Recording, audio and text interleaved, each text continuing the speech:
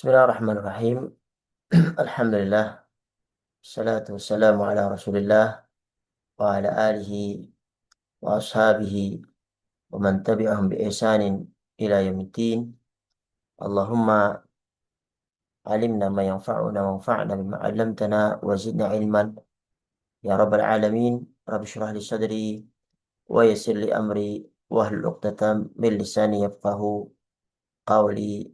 Amma ba'du. Segala puji bagi Allah Subhanahu wa taala yang memudahkan pertemuan kita pada kesempatan kali ini untuk sama-sama kita membahas hadis-hadis yang ada di Umdatul Ahkam berkenaan dengan bab haji. Dan kita akan masuk bab yang disebutkan oleh muallif, babu dukhuli Makkah wal Bait. Ya, bab menerangkan tentang masuk kota Mekah dan lainnya. Hadis yang pertama beliau sebutkan hadis Anas bin Malik. An Anas bin Malik radhiyallahu anhu anna Rasulullah sallallahu alaihi wasallam dakhala Makkah amal fathi wa ala ra'sihi al-mighfar falamma naza'ahu ja'ahu rajulun faqala ibnu khatalin muta'alliqun bi astaril Ka'bah faqal uqtuluh. Diriwayatkan dari Anas bin Malik radhiyallahu anhu bahwasanya Rasulullah sallallahu alaihi wasallam masuk Mekah pada masa penaklukan kota Mekah.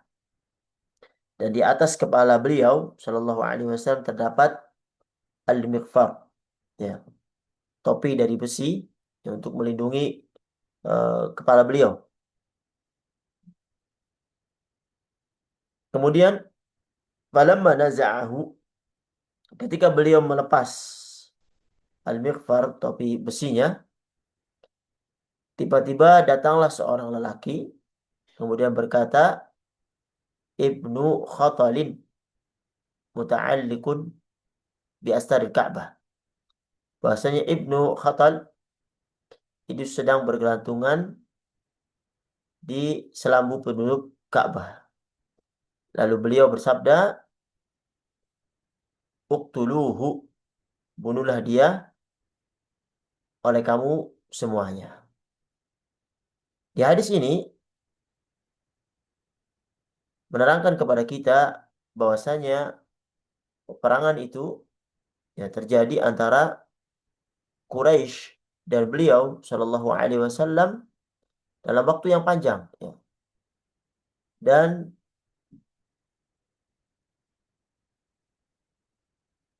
eh, penaklukan kota Mekah itu beliau lakukan dikarenakan kaum Quraisy tidak menepati janjinya pada perjanjian Hudaybiyah. Ketika mereka melanggar perjanjian itu, maka Rasulullah Shallallahu Alaihi Wasallam bergerak dengan pasukannya untuk menaklukkan kota Mekah yang pada akhirnya mereka menyerah tanpa syarat. Dan ketika Rasulullah memasukinya, ya karena posisi peperangan ya, beliau menggunakan mighfar, yaitu penutup kepalanya yang melindunginya daripada hal-hal yang bisa membahayakan dirinya. Ya, dan ini sebuah syariat bentuk tawakal kepada Allah Subhanahu wa taala, ya, dengan bergantung pada Allah Subhanahu wa taala dengan mengambil sebab keselamatan menggunakan mighfar. Ini menunjukkan bahwasanya Rasulullah Shallallahu alaihi wasallam ketika masuk Mekah tidak dalam keadaan ihram. Kemudian disebutkan di sini Ibnu Khatal. Jadi Ibnu Khatal ini dia dulunya Muslim, kemudian membunuh Muslim yang lain, kemudian murtad. Kemudian lari ke orang-orang kafir, minta perlindungan. Bahkan karena kebencian yang sangat, beliau Ibnu Khattal ini menyuruh membantunya, ya, budak wanitanya untuk bernyanyi menghina Nabi Shallallahu Alaihi Wasallam. Makanya walaupun dia berada di Ka'bah, ya, maka diperkenankan untuk dibunuh. Yang pertama dia karena membunuh, yang kedua karena dia menghina Nabi Shallallahu Alaihi Wasallam. Para hadirin yang dirahmati Allah Subhanahu Wa Taala, dalam hadis ini kita bisa mengambil beberapa faedah bahwasanya diperbolehkan seorang untuk memasuki kota Mekah dalam keadaan tidak berihram, seperti yang dilakukan Nabi Shallallahu Alaihi Wasallam ketika ada hajat di dalamnya. Dan Nabi Shallallahu Alaihi Wasallam hajatnya apa? Jihad.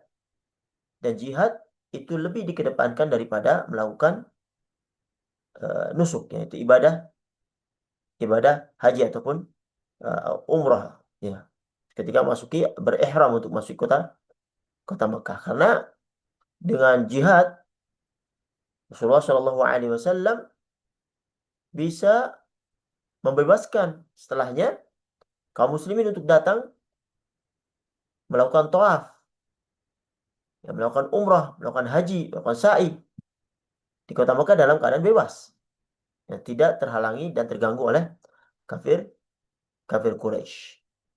Kemudian di hadis ini juga kita bisa mengambil faedah bahwasanya eh, bolehnya mengambil sebab-sebab keselamatan. Dan ini tidak bertentangan dengan makna tawakal. Karena beliau Shallallahu Alaihi Wasallam menggunakan mighfar di kepalanya, ya, topi besi yang melindungi kepalanya kalau terjadi perlawanan dari Quraisy memerangi beliau Shallallahu Alaihi Wasallam. Ini tidak menafikan tawakul, karena tawakul itu kita i'timad, bergantung pada Allah Subhanahu Wa Taala untuk mendapatkan manfaat dan menolak bahaya dan mengambil sebab-sebab keselamatan. Kemudian dari hadis ini juga kita bisa mengambil kesimpulan bahwasanya bolehnya menetapkan hudud, ya, al-had di tanah haram, walaupun dengan membunuh, ya. Karena Nabi Shallallahu Alaihi Wasallam memerintahkan untuk membunuh Ibnu Khattal, dan ini setelah selesainya peperangan, yang mana dikatakan uh, diperbolehkan untuk Nabi Shallallahu Alaihi Wasallam saatan min nahar, ya, ketika masuk kota Mekah, untuk yang orang-orang memang berhak untuk dibunuh. Para hadirin yang dirahmati Allah Subhanahu Wa Taala, kemudian hadis selanjutnya, an Abdullah bin Umar radhiyallahu anhuma, dari Abdullah bin Umar radhiyallahu anhuma, anna Rasulullah sallallahu alaihi wasallam dakhala Makkah.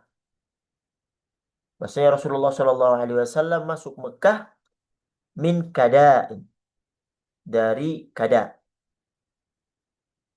minas minas thaniyatil ulya allati bil badha, yakni jalur atas yang ada di Badha, wa kharaja minas thaniyatis sufla, dan keluar melalui jalur bawah. Kada, ya, itu dibaca dengan fathah, kaf fathah, dan fathah dengan dipanjangkan, kada. Ats-tsaniyati as-sufla, itu adalah jalur uh, yang terkenal di kada. Ats-tsaniyah itu adalah at-thariq baina jabalain, jadi jalan di antara dua gunung.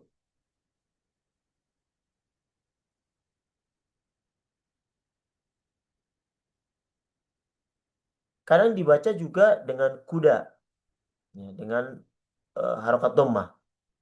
Ada juga yang membaca sebuah tempat yang sekarang ada, itu namanya Kudai, ya, Kudai. sebagai tempat parkiran sekarang.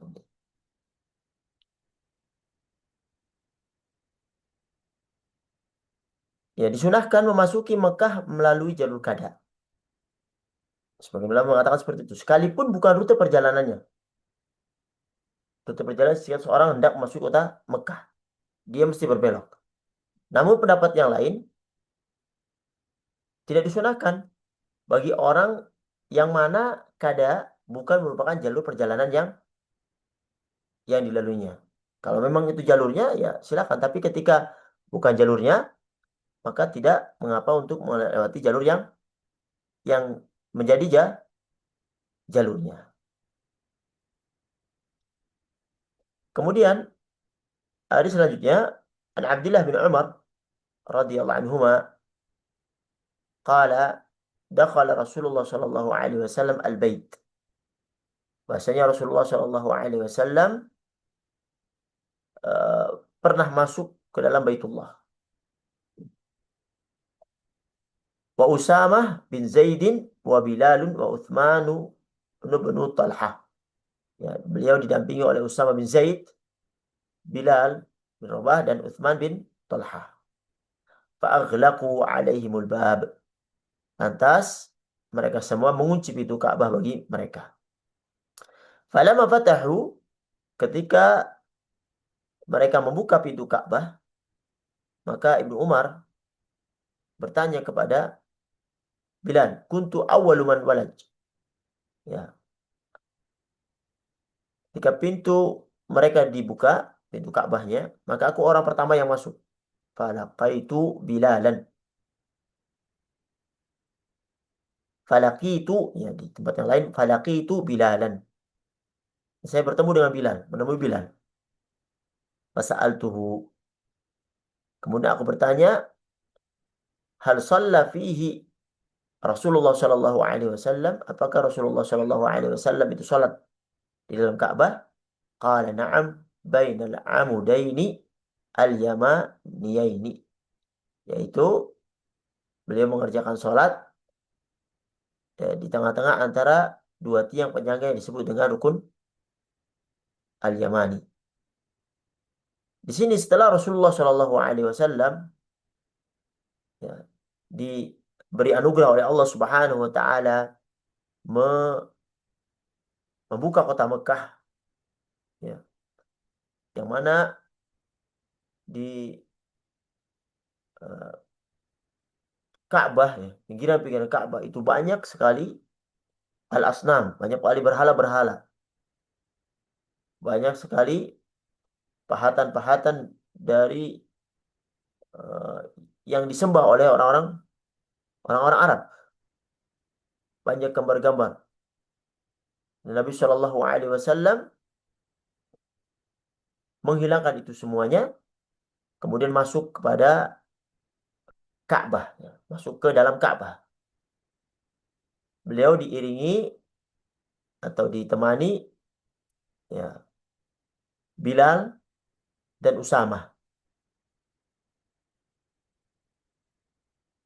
dan juga Uthman bin Talhah.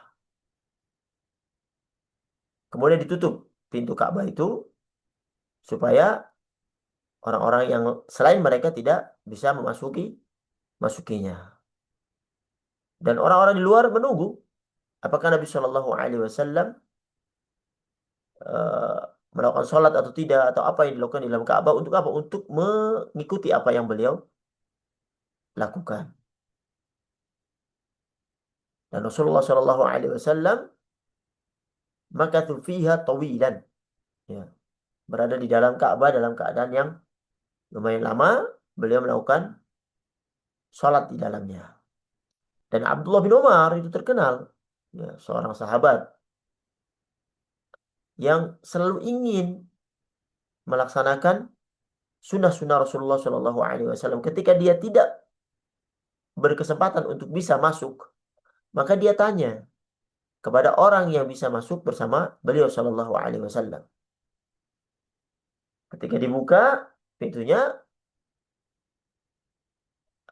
dia bertanya kepada Bilal, hal shalla fiha Rasulullah Shallallahu Alaihi Wasallam? Apakah Rasulullah itu sholat di dalam Ka'bah?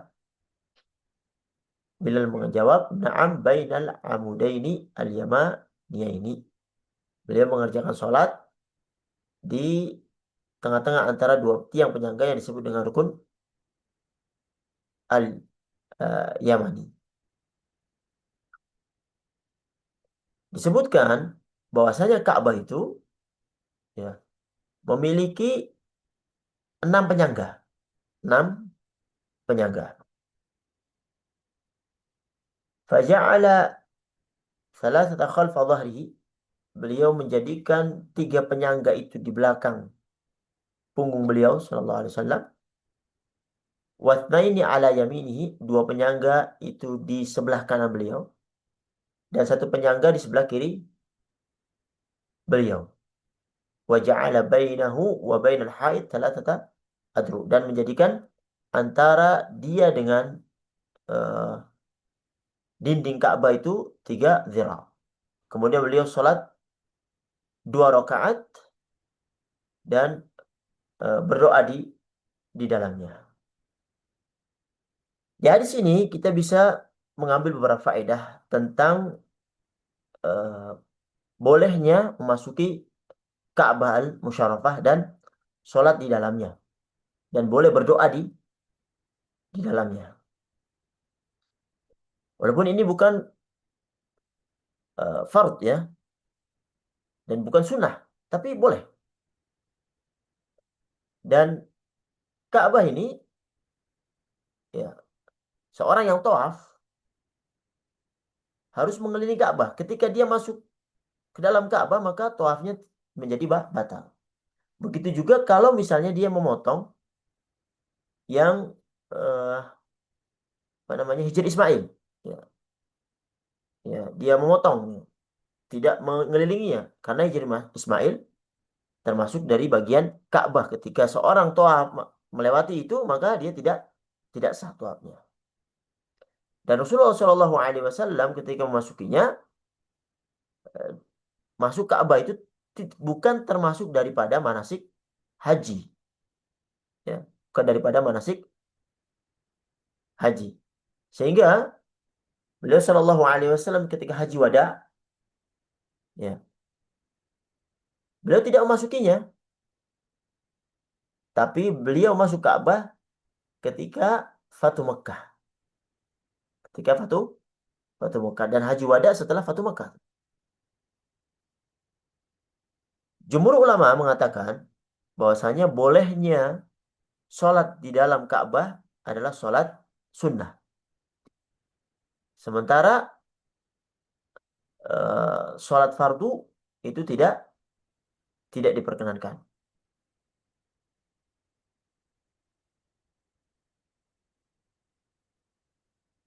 Bahkan sebagian ulama mengatakan bahwasanya nggak sah bagi orang misalnya eh, yang sholat ya eh, di dalam Ka'bah, ya, sholat sholat fardu.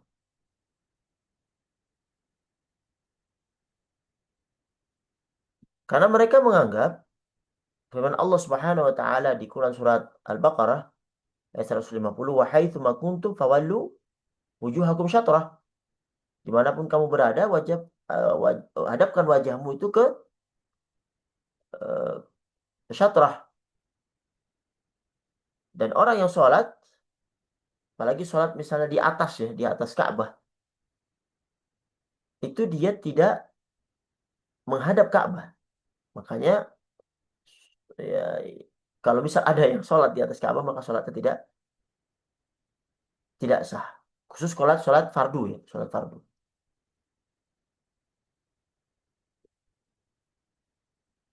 Para hadirin yang dirahmati Allah Subhanahu wa taala, kemudian hadis berikutnya,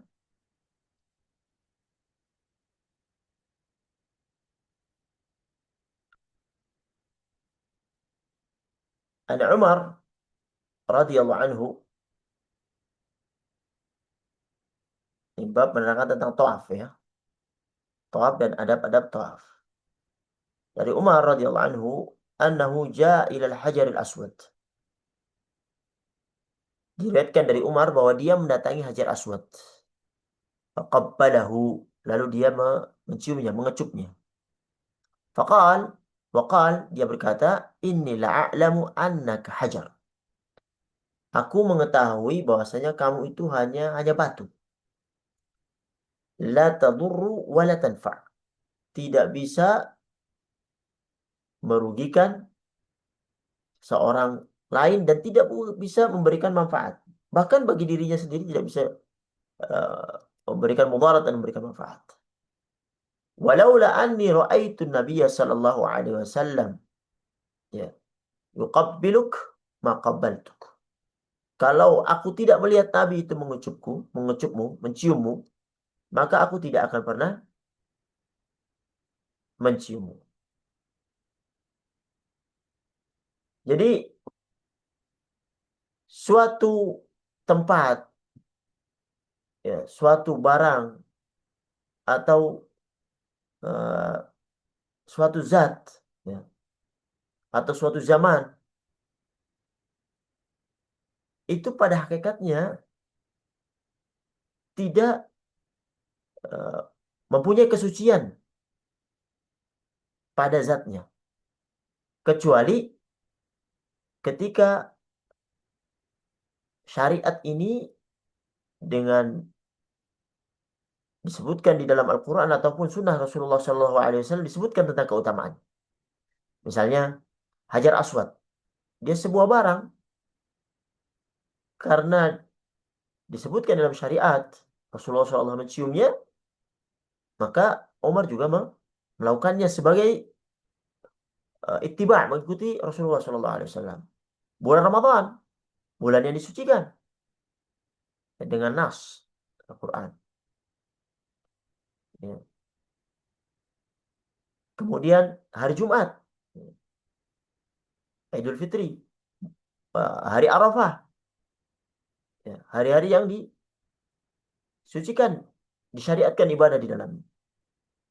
Sedangkan kalau tidak ada nas yang menyebutkan bahwasanya hari itu hari yang suci atau tempat ini tempat yang suci seperti Makkah Al-Mukarramah, ya, atau barang ini barang yang eh, disucikan seperti Hajar Aswad, maka tidak berkenan untuk kita menetapkannya tanpa penetapan yang dilakukan oleh syariat ini.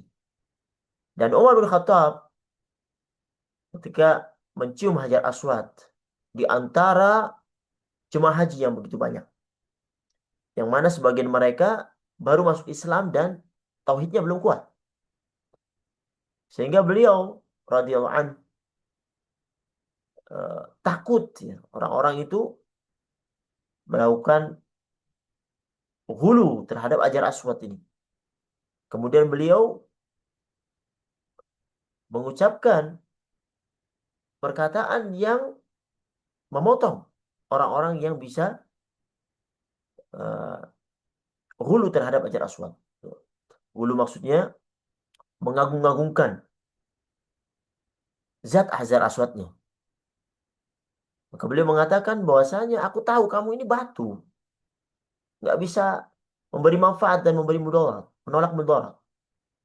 Begitu juga patung-patung mereka, berhala-berhala mereka. Ya. Kalau aku tidak melihat Nabi menciummu, aku pun tidak akan menciummu. Jadi yang dilakukan oleh Umar adalah mengikuti apa yang dilakukan Nabi Shallallahu Alaihi Wasallam, yang mana beliau bersabda, "Khudu anni manasikakum." Ambillah dariku manasik kalian. Termasuk daripada manasik itu adalah mencium Hajar Aswad ketika memulai melaksanakan tawaf. Kalau memungkinkan. Ya, kalau memungkinkan. Jadi awal tawaf diawali dengan, jadi tawaf itu dari Hajar Aswad, melakukan putaran 7 kali kembali ke Hajar Aswad. Dimulai dengan menciumnya. Kalau mampu dan tidak menyakiti kaum muslimin yang lainnya. Dan memungkinkan. Di awal daripada dia melakukan tawaf. Dan ini sunnah. Ya, jangan sampai sunnah ini dilakukan dengan melakukan hal-hal yang menyakiti kaum muslimin. Ya, seperti kita lihat sekarang ya, untuk menuju ajaran sholat, subhanallah, sangat padatnya luar biasa sekali. Sehingga kadang-kadang melakukan hal-hal yang cenderung kepada dosa, yaitu menyakiti kaum muslimin. Bahkan yang lebih parahnya lagi, ya kita lihat ya, sebagian kaum wanita ikut masuk ke dalam untuk mencium hajar aswad yang akhirnya dia berdesak-desakan dengan kaum pria, bahkan kadang-kadang terbuka auratnya. Nah, ini jangan sampai melakukan sunnah, tapi malah jatuh kepada dosa, dosa ikhtilat, dosa terbuka auratnya, kemudian juga menyakiti kaum muslimin. Kalau memungkinkan maka tidak mengapa. Dari hadis ini kita bisa mengambil beberapa faedah, di antaranya tentang disyariatkannya mencium hajar aswad untuk orang yang tawaf, yang pada awal tawaf, apabila memungkinkan. Jadi pada awal tawaf dia mencium hajar aswad, pada akhir tawaf ya setelah sholat eh, 2 rakaat di belakang makam Ibrahim, maka disunahkan juga menciumnya ya, sebelum dia melakukan sa'i, apabila dia memungkinkan. Kalau tidak memungkinkan, nanti ada di hadis selanjutnya, seperti yang dilakukan Rasulullah SAW menggunakan alat tongkat atau alat apa saja ya. Rasulullah menggunakan tongkat. Tongkatnya ditempelkan, kemudian dicium tongkatnya. Ya, yang ditempelkan kepada hajar aswad tadi. Kalau tidak memungkinkan, maka memberi isyarat kepada hajar aswad dengan tanpa menciumnya.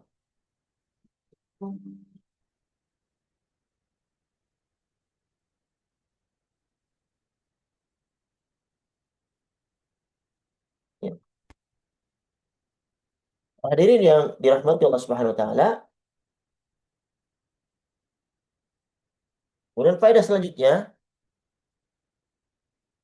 dari hadis ini ya, tentang perkataan Umar ya, ini sesuatu yang luar biasa ya, tentang penetapan tauhid yang mengatakan bahwasanya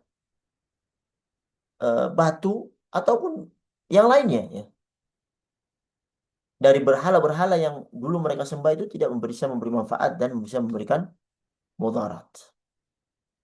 Tapi dia lakukan karena dia mencontoh ittiba daripada Rasulullah Shallallahu Alaihi Wasallam.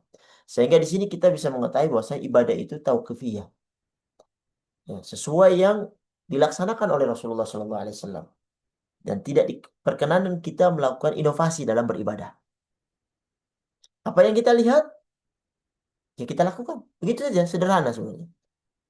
Kalau Rasulullah SAW mengatakan, khudu'an di mana sikapku. Ambil dari kalian mana si kalian. Apa yang kau lakukan, lakukan. Di dalam sholat, sallu kama ra'aitumuni usalli. Sholatlah seperti engkau melihat engkau sholat. Aku sholat. Ya. Jadi, simpel. Ya, dalam beribadah ini, ikuti aja apa yang Rasulullah Shallallahu Alaihi Wasallam lakukan. Di hadis ini juga kita bisa mengambil faedah bahwasanya apa yang dilakukan Nabi Shallallahu Alaihi Wasallam itu termasuk sunnah. Jadi sunnah itu termasuk perkataan beliau, perbuatan beliau, ya, takrir beliau, itulah sunnah yang harus kita lakukan.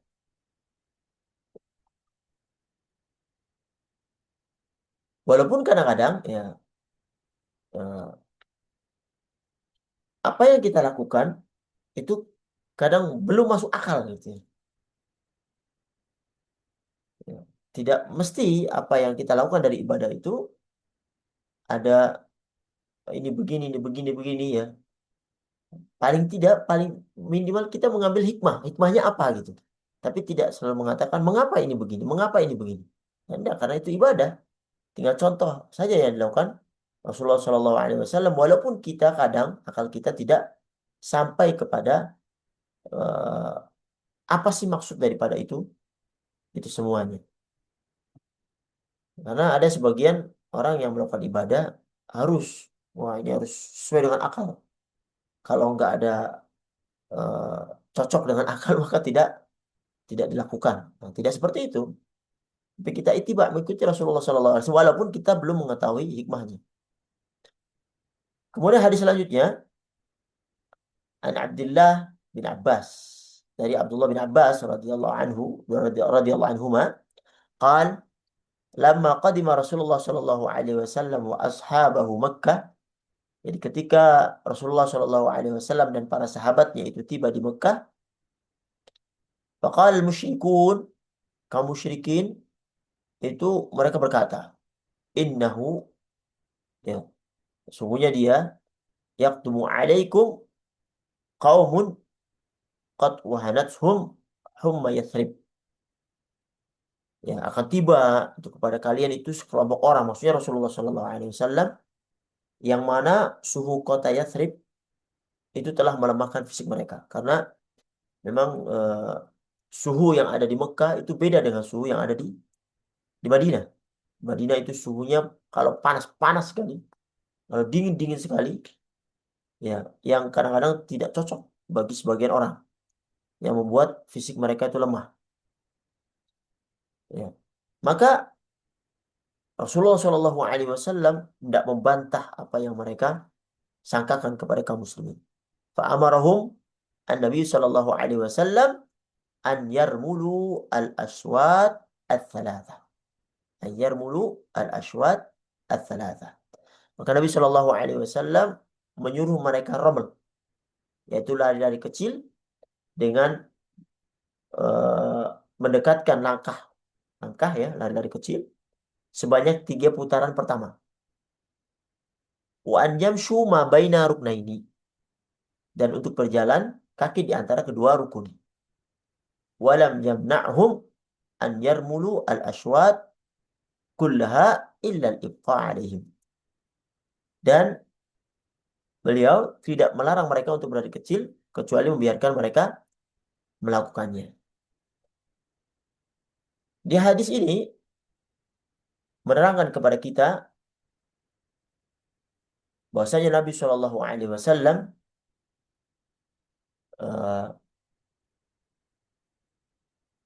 mendatangi Ka'bah untuk melakukan umroh, ya. Ini umroh, umroh wada, umroh qadha, yang diikuti oleh para sahabatnya. Disebutkan oleh Syekh di sini pada tahun 6 Hijrah. Sitta minal Hijrah.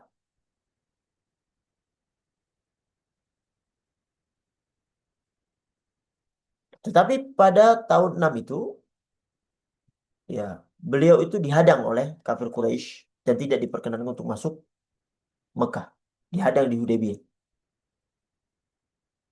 Dan tidak diperkenankan umrah pada tahun itu. Yang pada akhirnya terjadi perjanjian Hudaybiyah dan diperkenankan untuk pada tahun berikutnya datang lagi, ya, pada tahun ke-7, yang dinamakan dengan umrah qadha. Dan disebutkan bahwasanya beliau tinggal di Ka'bah di Makkah selama 3 ayam, tiga hari. Itu pada tahun ke-7 Hijriah, ya, yang dikenal dengan umrah qadha. Dan orang-orang musyrik, ya, mereka sangat hasad gitu, ya. Mengatakan satu dengan yang lainnya, berbisik-bisik, oh nanti itu akan datang Muhammad dengan sahabatnya, yang mana suhu di Yathrib, Madinah Munawwarah, itu telah melemahkan kekuatan mereka. Ya. Dan ketika Nabi Shallallahu Alaihi Wasallam sampai kepadanya berita ini,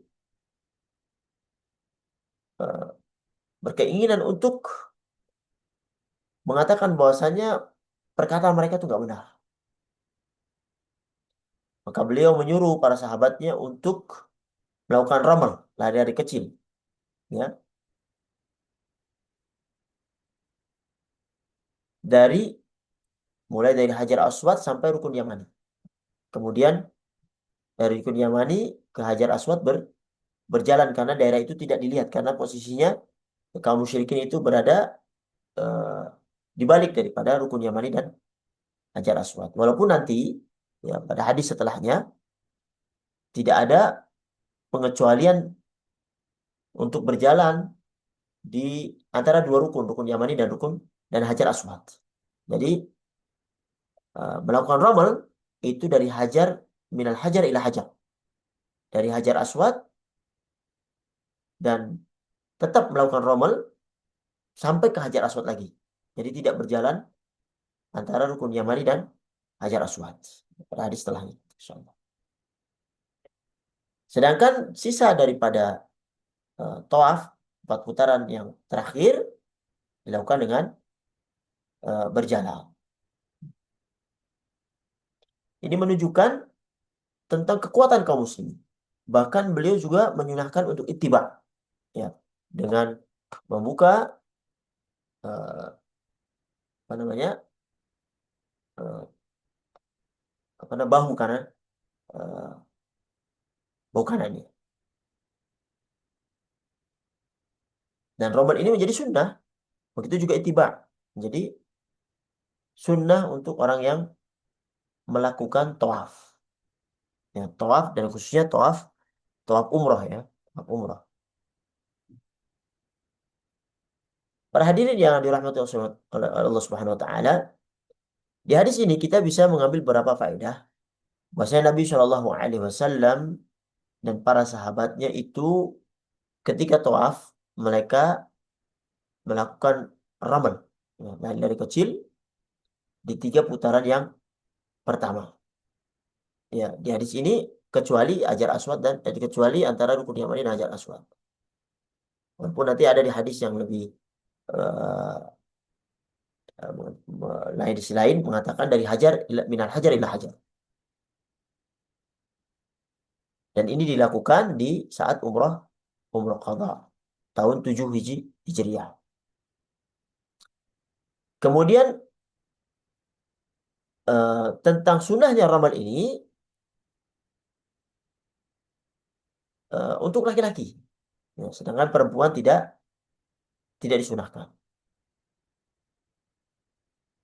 Yang mana dilakukan oleh orang yang melaksanakan tawaf umrah. Ya, tawaf umrah. Salah satu hikmah daripada ramal ini untuk idharul quwwah. Ya, untuk menampakkan kekuatan kaum muslimin di tengah musuh mereka. Ya, kadang-kadang diperbolehkan untuk sombong terhadap orang yang sombong, ya, supaya tidak diremehkan. Ya.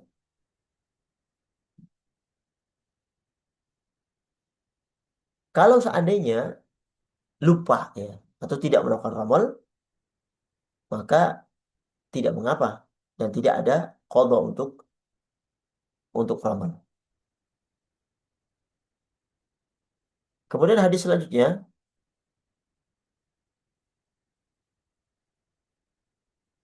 an Abdullah bin Umar, dari Abdullah bin Umar radhiyallahu anhuma, qal ra'aitu Rasulullah sallallahu alaihi wasallam, maksudnya aku, ya, pernah melihat Rasulullah sallallahu alaihi wasallam ya, hina yaqdamu Makkah, ketika tiba di Mekkah, idza istalama ruknal aswad awwal ma yatuf. Awal pertama kali beliau melakukan adalah ya, pada saat tiba di Mekkah, beliau Shallallahu Alaihi Wasallam mengusap rukun Hajar Aswad. Awal ma yatuf, yaitu ketika beliau awal melakukan tawaf. Ya khubbu thalathata ashwat. Beliau berlari sebanyak tiga putaran, yaitu rombel tadi.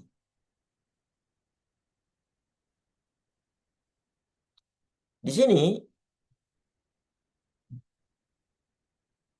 Abdullah bin Umar mengabarkan kepada kita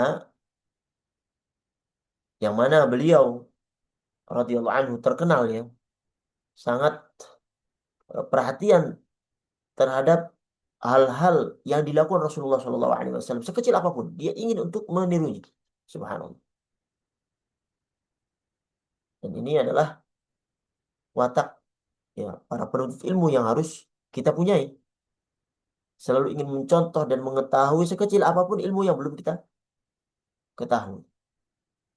Beliau memberikan eh, sifat Rasulullah SAW ketika melaksanakan tawaf. Yang mana ketika Rasulullah SAW memasuki kota Mekah untuk melakukan tawaf atau dinamakan tawaf kudum ya, bahasanya beliau melakukan romal, lari-lari kecil di 3 putaran. Yang pertama yang dilakukan setelah beliau mengusap Hajar Aswad. Ya. Dan setiap eh, apa namanya putaran beliau eh, mengusap Hajar Aswad.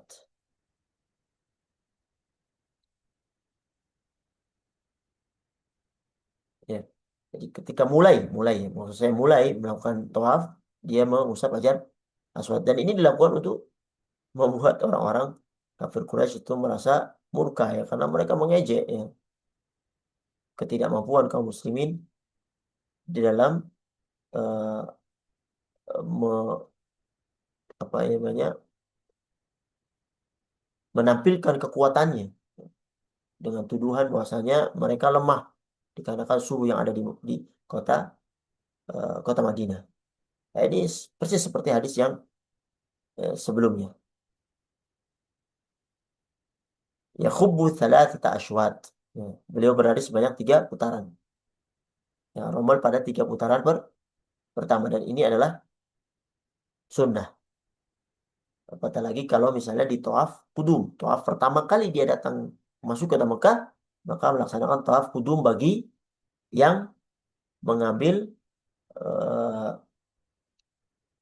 eh, qiran dan juga mengambil haji ifrat. Sementara yang tamattu maka dia bukan tawaf kudum tapi tawaf umrah. Itu pada 3 putaran pertama dia melakukan ramal. Sedangkan sisanya 4 putaran berikutnya maka dia berjalan seperti biasanya.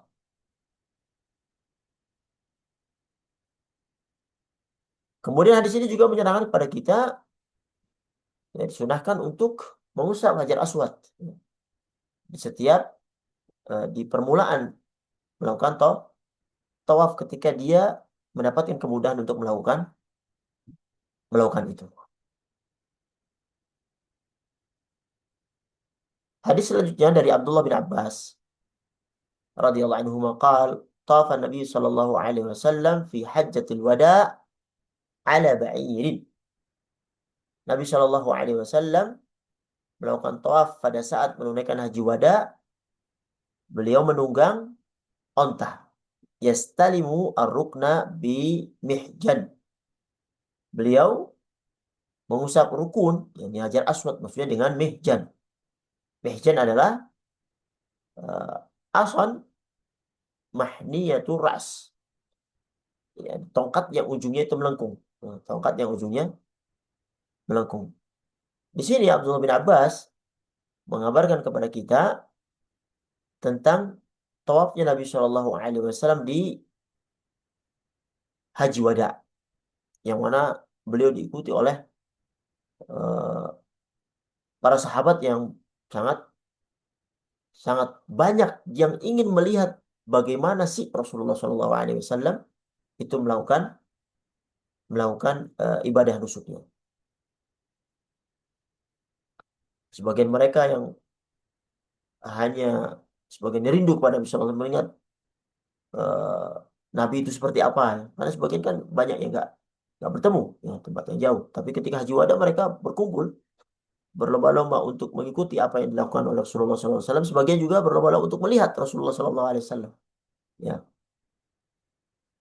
Dan beliau SAW dalam hadis ini eh, melakukan tawaf dengan menunggang ba'ir, menunggang eh, onta, yang menaiki onta. Dan bersama beliau tongkat, ya, tongkat yang ujungnya itu sebutkan eh, melengkung ya. Dan beliau Shallallahu Alaihi Wasallam dalam apa namanya, kalau dekat itu mencium Hajar Aswad ya. Karena tidak mungkin kan beliau me yastali muruk nabi mihjan, yani dengan mengusap rukun dengan tongkatnya itu, mengusap Hajar Aswad dengan tongkatnya. Kemudian yuqabbil al-hajar, ya, yuqabbil al-mihjan, dan mencium eh, tongkatnya tadi setelah tongkatnya dikenakan kepada Hajar Aswad. Di hadis ini kita bisa mengambil beberapa faedah bahwasanya boleh ya, eh, melakukan tawaf dengan menggunakan kendaraan. Nah, bagi yang ada uzur maka boleh, walaupun berjalan itu lebih afdal.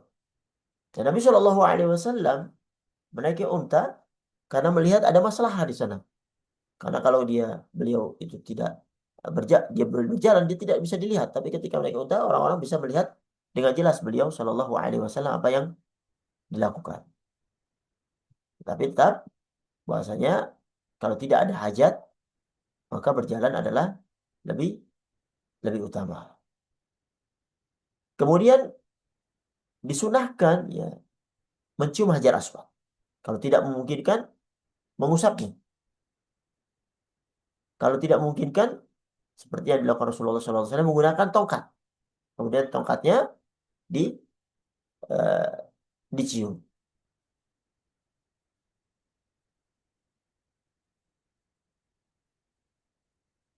Katakan wa idza lam yastati, apabila tidak bisa untuk eh, mencium atau mengusap hajar aswad dengan tangannya, maka tidak mengapa menggunakan tongkat kemudian mencium tongkat tongkat itu atau apa yang ada di tangannya.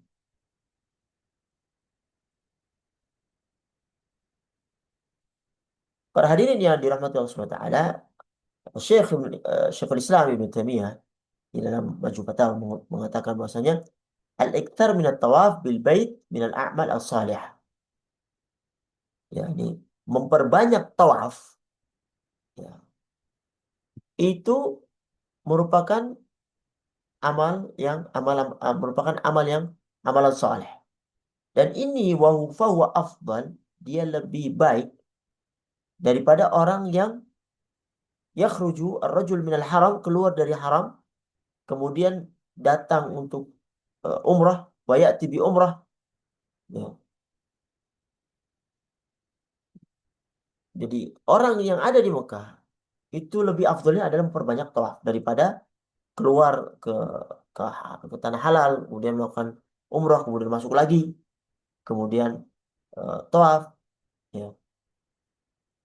Dengan diamnya dia di tanah haram, kemudian memperbanyak tawaf itu lebih afdal daripada dia mengulang-ulang melaksanakan tawaf sunnah.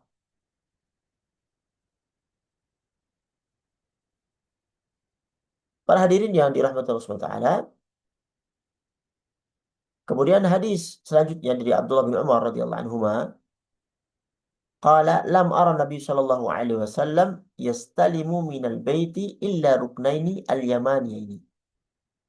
Abdul Umar berkata, aku tidak pernah melihat Nabi mengusap dari Baitullah kecuali dua rukunnya, dan rukun Yamani dan Hajar Aswad. Maksudnya di Yamani ini adalah uh, Hajar Aswad dan rukun Yamani.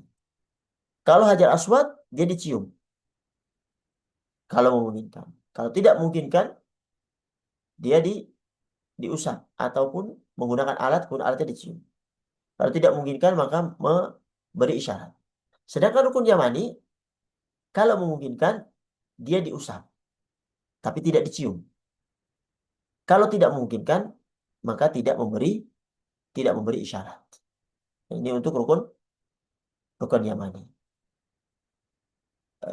Ada yang mengatakan kenapa hanya dua rukun ini? Karena dua rukun inilah yang berada di eh, apa namanya asas daripada Nabi Ibrahim Nabi Ibrahim alaihissalam membangun Ka'bah. Itu berada di asasnya. Sedangkan rukun yang lain kan enggak. Rukun yang lain itu eh, masih ada Hijr Ismail yang seharusnya lebih panjang lagi. Oh, tidak dibangun dia di asas yang Nabi Ibrahim bangun.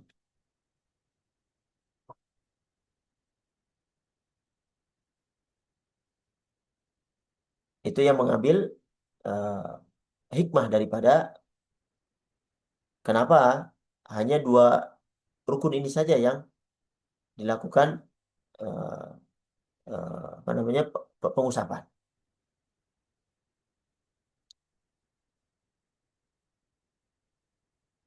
Para hadirin yang dirahmati Allah Subhanahu wa taala, inilah hadis-hadis yang disebutkan di bab tentang masuk kota Mekah ya, dan juga berkenaan dengan tawaf. Insyaallah pada pertemuan yang akan datang kita masuk ke bab haji tamattu.